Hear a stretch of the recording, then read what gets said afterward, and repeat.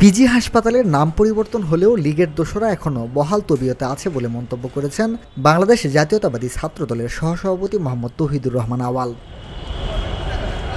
শনিবার পিজি হাসপাতালে ২৪-এর গণ অভ্যুত্থানে শহীদদের স্মরণে এবং বিএনপি চেয়ারপারসন দেশনেত্রী বেগম খালেদা জিয়ার রোগ মুক্তি ও সুস্থতা কামনায় দোয়া ও ইফতার মাহফিলে তিনি এসব কথা বলেন।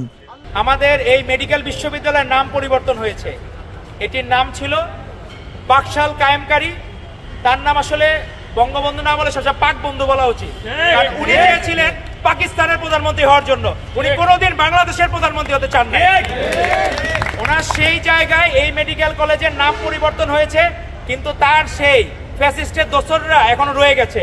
এই ক্যাম্পাসে যখন আমরা ঘুরি এখনো ফ্যাসিস্টের দোসরদের মুখ দেখতে হয়, যা আমাদের জন্য অত্যন্ত বিব্রতকর, লজ্জাজনক।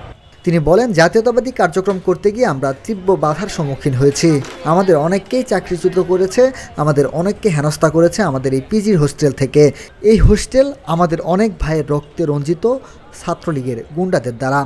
আমাদের এখানে অনেককে চাকরিচ্যুত করেছে, আমাদের অনেককে হেনস্থা করেছে।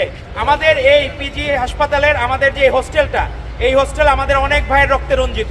এই মেডিকেল সেক্টরে অনেক ভাই, তাদের রক্ত এখানে রঞ্জিত হয়েছে ছাত্রলীগের গুন্ডাদের দ্বারা, সাচিবের গুন্ডাদের দ্বারা।